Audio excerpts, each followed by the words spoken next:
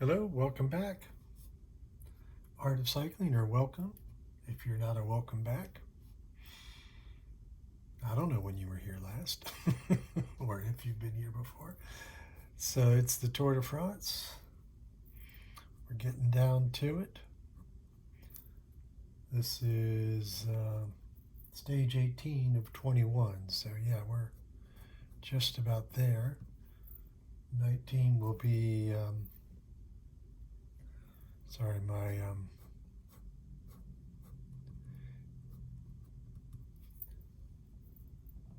what I'm trying to do here, it's a helicopter shot, so the camera is pretty high up, and I don't want to make the same mistake I made earlier and have to try to redo somebody's kit.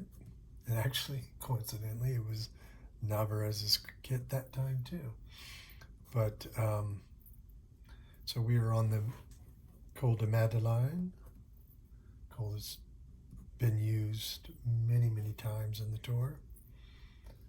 And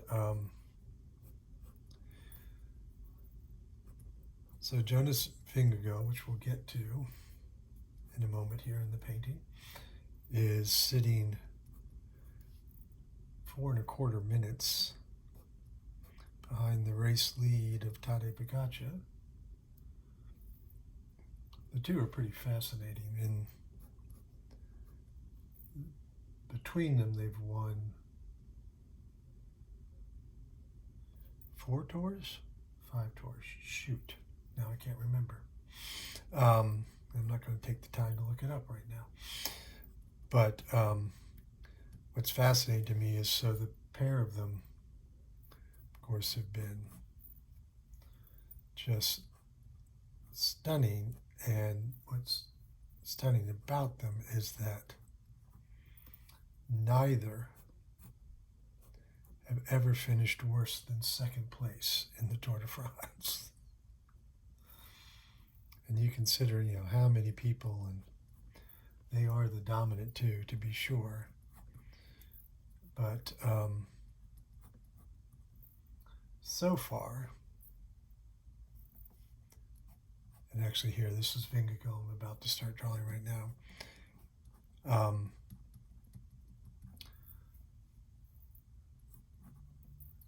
So far, it seems that Tadej has the measure of the race. But, Vingegaard isn't going to give up, of course. And he knows, he's had really 2 bad days. And it's said that everyone will have a bad day, and it's just, when is that bad day going to happen? And is everybody, are you going to be able to minimize what goes wrong when that happens? So right now,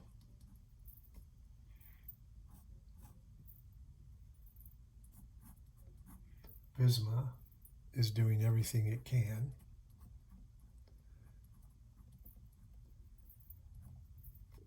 to put him under pressure.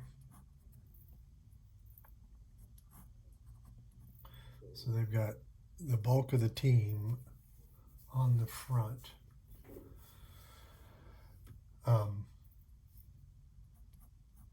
They actually have one rider, the American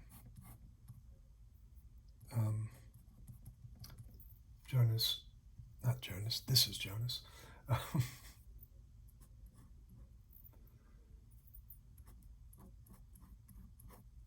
Matthew Jorgensen up the road. He's actually in the lead group. For a while there, he and one other were off the front, mainly due to their combined descending skills. So Visma's got one up the road.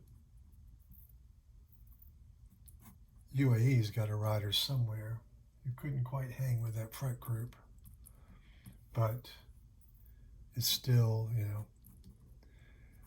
working his way back, or just waiting for this group to catch up to him. And then, did I say that Wout van Aert has already done his work on the front for Visma and dropped off? And this is Tish, I think, right here. Somebody else has already done what they could and gone off the front for Visma. So they've had the whole team up here with the exception of, again, Jorgensen, who's up the road. And see, the strategy is you put one rider up front, or one or two, or a couple up front, and should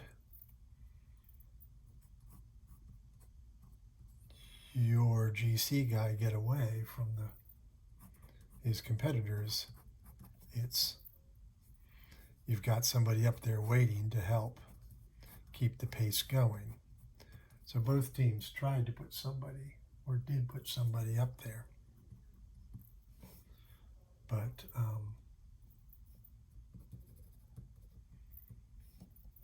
and in fact, here, we'll just sneak him in right here. And the guy I'm sneaking in is Leipowitz, who rides for Red Bull. Bora Hansgrohe.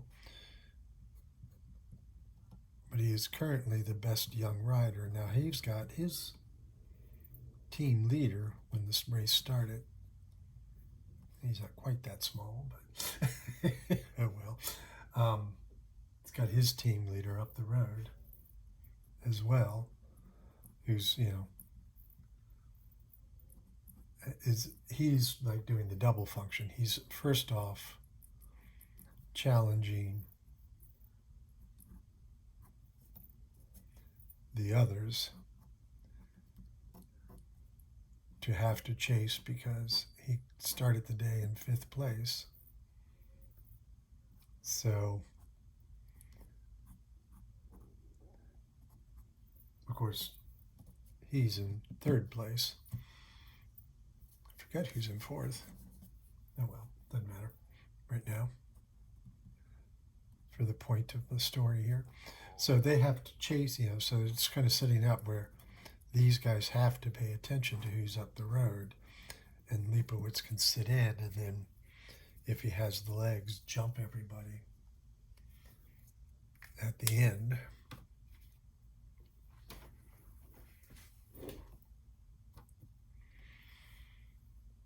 So now we can, as always,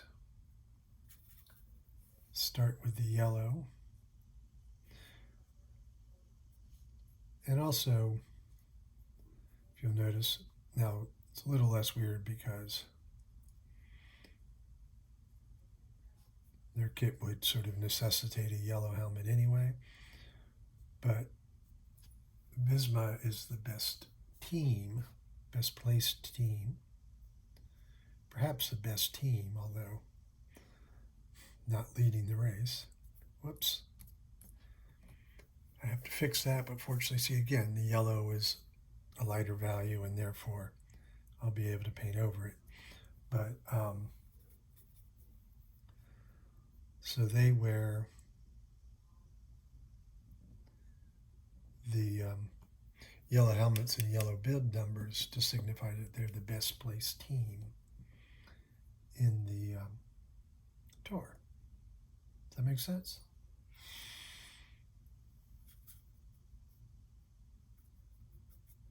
And of course, at no surprise, the team in 2nd place, I think like 10 or 11 minutes behind, is Tade's team, UAE. I mean, you would kind of expect that the 1st place and the 2nd place teams have the 1st place and 2nd place riders. But the way it's done is you combine the times of the best 3 guys on your team, best placed, combine their times, and then add those together, and that is the time given to the team. So if your team's really burying itself for you, you can be in the lead, but your team, everybody goes until they drops, and then you go off and do what it is you do, which is often the case with Tade. So while you can be leading the race, your team can be considerably further back. All right, so that's yellow in the flesh tones. Well, the white flesh tones. White. Now we'll move on to the red, because I don't see any orange.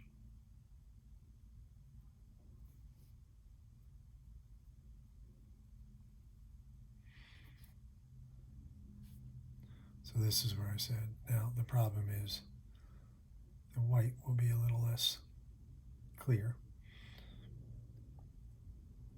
This is a thing that's started. It started, I think, with Woot Van Aert.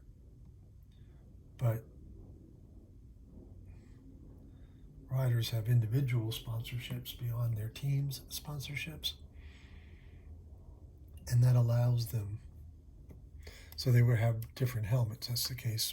That's why Vingegaard's wearing this Danish flag helmet for a Danish company that sponsors him.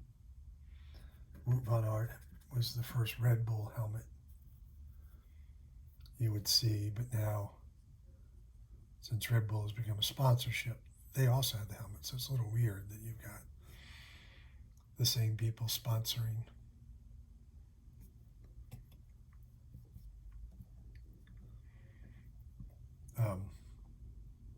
same sponsor sponsoring a single rider and a whole team. I think they also have a sub-sponsorship on yet another team because they're hedging their bets.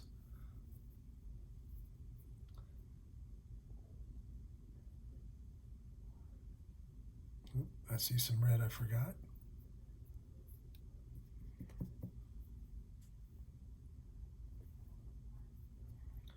Which is another branding opportunity, is whoever, race sponsors also have their, I'm kind of wishing I hadn't put him in there. Oh well. That's one. Forgot his face. I think we can enlarge him by just doing that. And he is a teeny guy, but I'm not sure he's that teeny.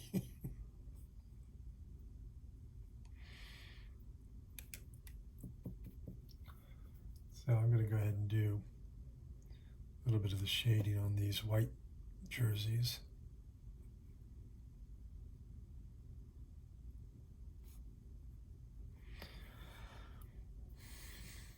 So I'm sure the plan is to attack shortly. Just decided I'm not going to do the dark black yet. So you saw I started to mix that and then went, no. Thought I'd do the grass on the side of the road here first.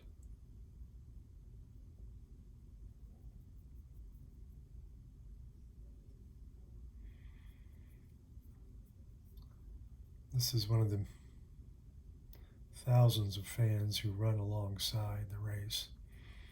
Now here he's on a wide road, he's on the outside of the corner, so not really impeding anything. But on the big mountain stages with the super narrow roads and the crowds and alcohol also playing a factor. Yes. Sitting up there for a day or two, waiting for the tour to arrive, and not a whole lot to do but talk to people and track the race on your cell phones or satellite dish or whatever, and drink. And there is a lot of alcohol consumed, so the guys running alongside can be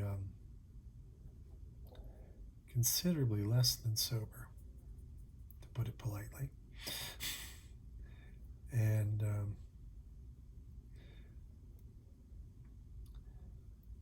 can be, because of that, rather dangerous for the riders, not able to. Well, let's see where I should have.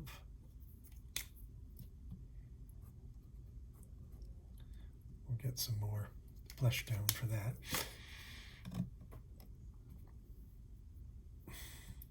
So it can be quite dangerous, and you sometimes, I mean, I've many times seen riders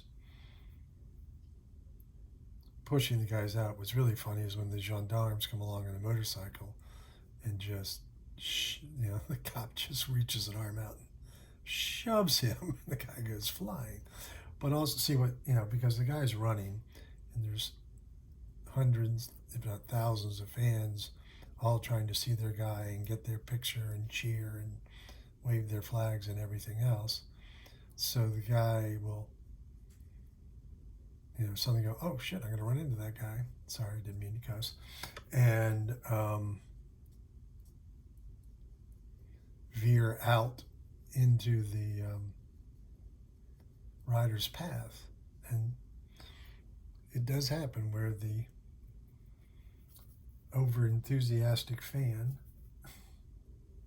knocks over the very guy he's trying to cheer on. I've seen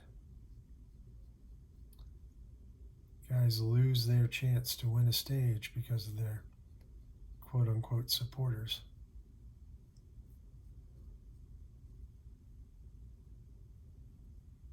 Haven't seen that in this tour yet.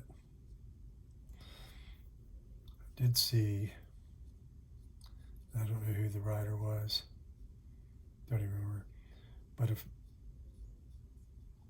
one was filming and waving, and it was like standing out in the roadway. So her waving arm was going to smack riders in the face, and one of the members of the peloton just smacked her arm. Just like whack.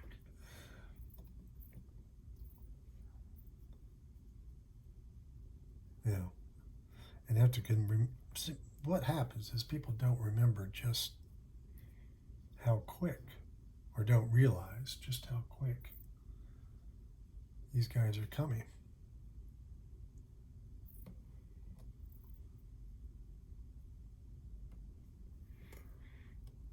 And so they're sitting there, mugging for the camera, doing a selfie with the people coming. That seems to have stopped. Where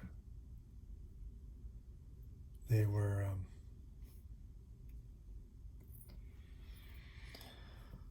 people were standing out in front of the peloton as it sped towards them, trying to get their selfie, and then the peloton was on them long before they realized they were going to be there.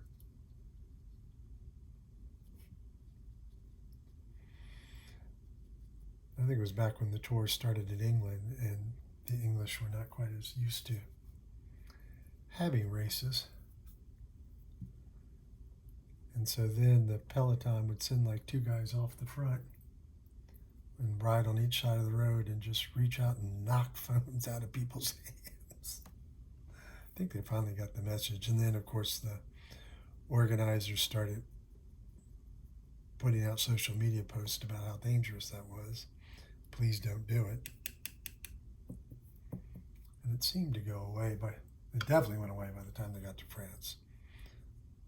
Or it didn't go away. Diminished considerably. So I'm closing in on finishing this piece. And of course, we'll encourage you to subscribe if you haven't already. I will be painting as soon as the tour is over. I switch over. Actually, not even before it's over. It's going to be fun. But I'll be painting the Tour de France Femme, the women's race. There are 8 days, 8 stages of that race. And as I was just alluding to, the Tour de France Femme starts on Saturday, the same day as the penultimate stage of the men's race. Oftentimes the last competitive day, but with the change of the course in Paris, with 3 climbs up to Montmartre, it could, realize I haven't titled this yet, it could be a competitive day even on the last day.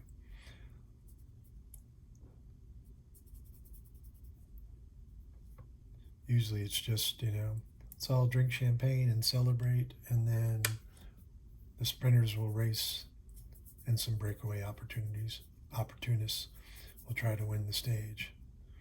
But the GC is settled by then, and it may well be settled this time. All depends on what happens shortly here. Here, we'll call this, I see something else I meant to do. Setting the stage.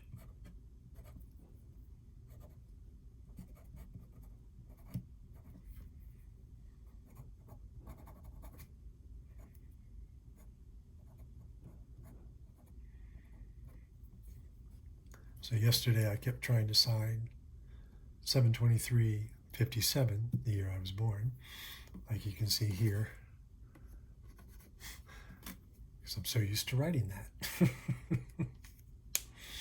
So I'll be painting the women's race. You'll be able to see every stage. I'll be posting a video from each stage of the women's race. So there'll be 2 on Saturday and 2 on Sunday. And then we go back to just 1. And I won't be sleeping for 2 days. So thank you all so much for watching. All of my artwork is at theartofcycling.blogspot.com. I'll put that in the description below. And of course, you can find it all on my website as well, gregleach.com. And there is both the QVC, or not QVC, but whatever, QR code, and also spelling my name if you want to go that way. Thank you so much for watching.